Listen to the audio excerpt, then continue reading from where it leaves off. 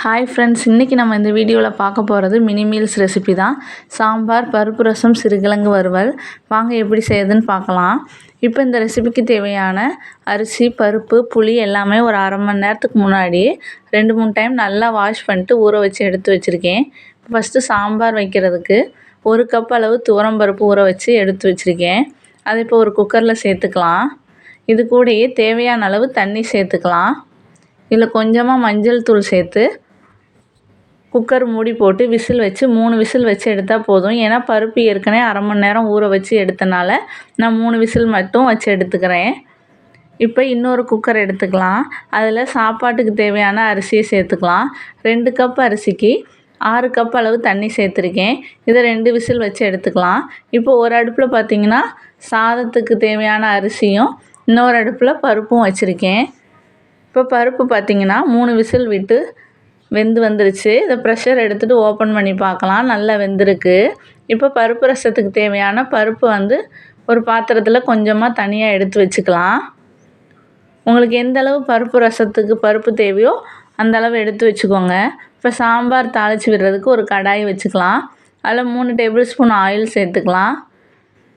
Oil நல்லா heat ஆனதுக்கப்புறமா கொஞ்சம் கடுகு, ஜீரகம், கொஞ்சம் வெந்தயம் சேர்த்து நல்லா பொரிய விட்டு எடுத்துக்கோங்க. இப்போ இது கூடயே கொஞ்சமாக சின்ன வெங்காயம் சேர்த்துக்கலாம். ஒரு நீல வாக்கில் கட் பண்ண பச்சை மிளகாய் சேர்த்துக்கிறேன்.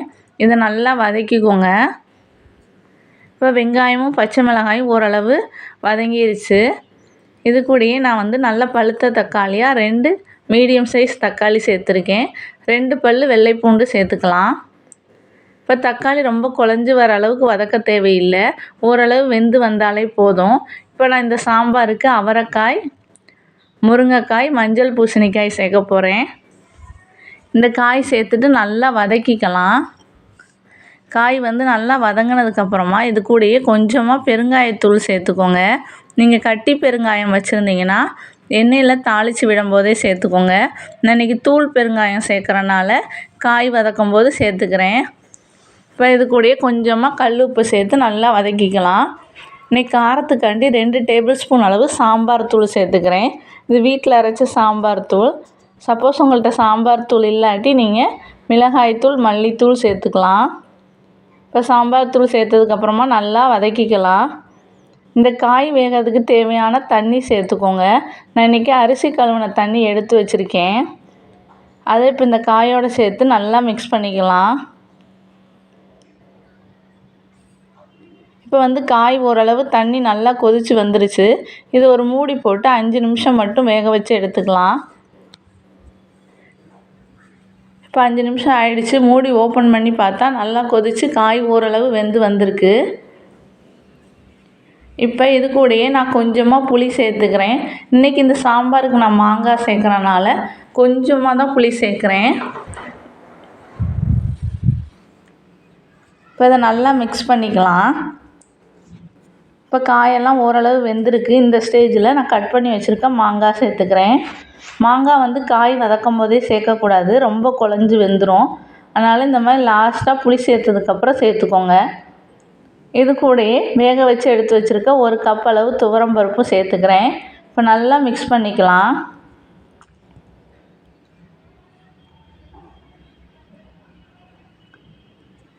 இந்த சாம்பார் பார்த்திங்கன்னா நீங்கள் டிஃபன் ரெசிபீஸ்க்கும் வச்சுக்கலாம். இட்லி, தோசை, பணியாரம் எல்லாத்துக்குமே நல்லாயிருக்கும். இப்போ இதை ஒரு மூடி போட்டு 10 நிமிஷம் வேக வச்சு எடுத்துக்கலாம். சாம்பார் நல்லா கொதித்து வெந்து வரதுக்குள்ளேயும் நம்ம சாதத்தை மாற்றி எடுத்து வச்சிடலாம். இப்போ 2 விசில் வந்துருச்சு. ப்ரெஷரை எடுத்து விட்டு ஓப்பன் பண்ணி பார்த்தா சாதம் நல்லா வெந்து வந்திருக்கு. குழையவும் இல்லை, கரெக்டான பதத்தில் இருக்குது. இப்போ இதை நான் ஹாட் பாக்ஸில் மாற்றி எடுத்து வச்சுக்கிறேன். இப்போ சாதத்தை மாற்றி எடுத்து வச்சதுக்கப்புறமா சிறுகிழங்கு வறுவலுக்கு தேவையான சிறுகிழங்கை நல்லா வாஷ் பண்ணி எடுத்துக்கலாம். இன்றைக்கி நான் 1/4 கிலோ அளவு சிறுகிழங்கு எடுத்து நல்லா வாஷ் பண்ணி எடுத்து வச்சுருக்கேன். இதை ஒரு குக்கரில் மாற்றிட்டு தேவையான அளவு தண்ணி சேர்த்துக்கலாம். இதை 2 விசில் வச்சு எடுத்தால் போதும். இப்போ விசில் வரதுக்குள்ளேயும் நான் ரசத்துக்கு தேவையான மசாலா ரெடி பண்ணிக்கிறேன். 1 டேபிள் ஸ்பூன் அளவு ஜீரகம், 2 டேபிள் ஸ்பூன் அளவு மிளகு, 1 கொத்து கருவேப்பிலை இலை, கொஞ்சமாக பூண்டு சேர்த்துக்கலாம். பூண்டு ரொம்ப நல்லது, அதனால் நீங்கள் கண்டிப்பாக பூண்டு சேர்த்துக்கோங்க. கொஞ்சம் அதிகமாக சேர்த்தாலும் தப்பு இல்லை பூண்டு. இப்போ இது கொரன்னு 1, 2 அரைச்சி எடுத்துக்கலாம். இப்போ அரைச்சி எடுத்துகிட்டு வந்ததை ஒரு ஓரமாக வச்சுக்கலாம். ஒரு கிண்ணி எடுத்துக்கலாம். அதில் 2 நல்லா பழுத்த தக்காளியாக சேர்த்துக்கலாம். இதை நல்லா பிசைஞ்சு வச்சுக்கோங்க கையை வச்சு. இப்போ மேலே இருக்க தோலை மட்டும் தனியாக எடுத்துக்கலாம். இப்போ இது கூடயே கொஞ்சமாக கருவேப்பிலை இலை, கொத்தமல்லி இலை சேர்த்துக்கலாம். இப்போ அரைச்சி வச்சுருக்க பூண்டு, மிளகு, ஜீரகம் அது எல்லாத்தையுமே சேர்த்துக்கலாம். இப்போ இது கூடயே ஒரு சின்ன நெல்லிக்காய் சைஸ் அளவு புளி ஊற வச்சுருந்தேன். அந்த புளி தண்ணி இதோட சேர்த்துக்கலாம். பருப்பு ரசத்துக்கு எடுத்து வச்சுருந்த பருப்பு தண்ணி ப்ளஸ் பருப்போடையே சேர்த்துக்கோங்க. இது கூட கொஞ்சமாக மஞ்சள் தூள் சேர்த்துக்கலாம். கல் உப்பு 1 டேபிள் ஸ்பூன் அளவு சேர்த்துக்கோங்க. பெருங்காயத்தூள் கொஞ்சம்,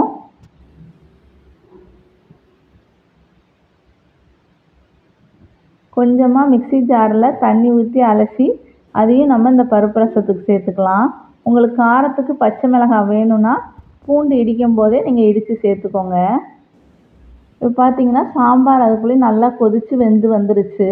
காயெல்லாம் நல்லாவே வெந்துருச்சு. இப்போ இதை நல்லா ஒரு வாட்டி அடி பிடிக்காமல் மிக்ஸ் பண்ணி வச்சுக்கலாம். இப்போ இதோட கொஞ்சமாக கட் பண்ண கொத்தமல்லி இலை சேர்த்துக்கலாம். இது கூடயே கருவேப்பிலை இலையும் சேர்த்துக்கிறேன்.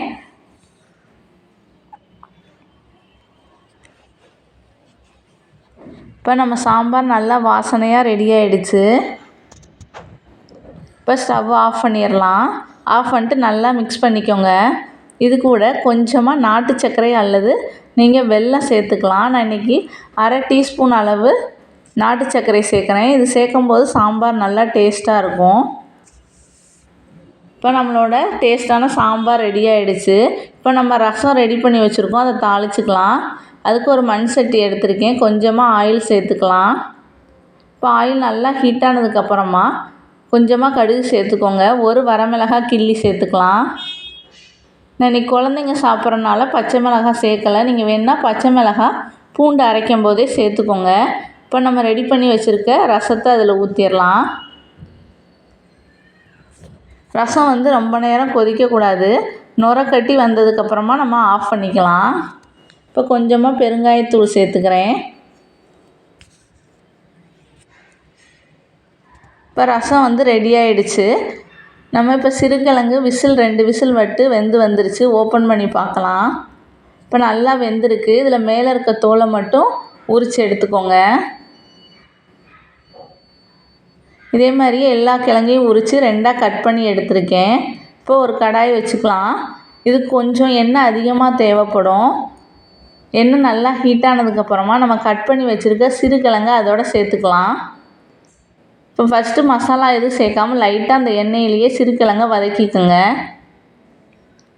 இது கூட 1/4 டேபிள் ஸ்பூன் அளவு மஞ்சள் தூள், 1 டீஸ்பூன் அளவு மிளகாய் தூள், கரம் மசாலா 1/2 டீஸ்பூன் அளவு சேர்த்துக்கலாம். கொஞ்சமாக இதுக்கு உப்பு சேர்த்துக்கோங்க. இதை நல்லா இப்போ மிக்ஸ் பண்ணிக்கலாம். உங்களுக்கு எந்த அளவு மொறுமொறுன்னு தேவையோ அந்தளவு நீங்கள் வறுத்துக்குங்க. இப்போ இது இந்த ஆயிலே நல்லா வறுத்து எடுத்துக்கலாம். இந்த சிறுகிழங்கு வேகிறதுக்கு ரொம்ப நேரம் தேவைப்படாது. ஏற்கனவே நம்ம 2 விசில் விட்டு எடுத்தனால டக்குன்னு வெந்துடும். இப்போ இது கூடயே கொஞ்சமாக கருவேப்பிலை இலை சேர்த்துக்கலாம். இப்போ நல்லா மிக்ஸ் பண்ணிவிட்டு உங்களுக்கு எந்த அளவு கிறிஸ்பியாக வேணுமோ அவ்வளோ நேரம் நீங்கள் வச்சு பொரித்து எடுத்துக்கலாம். இப்போ சூப்பரான சிறுகிழங்கு வறுவல் ரெடி. இப்போ இதை நான் சாதம், சாம்பார், பருப்பு ரசம், சிறுகிழங்கு, தயிர், நட்ஸ் லட்டோட சர்வ் பண்ணியிருக்கேன்.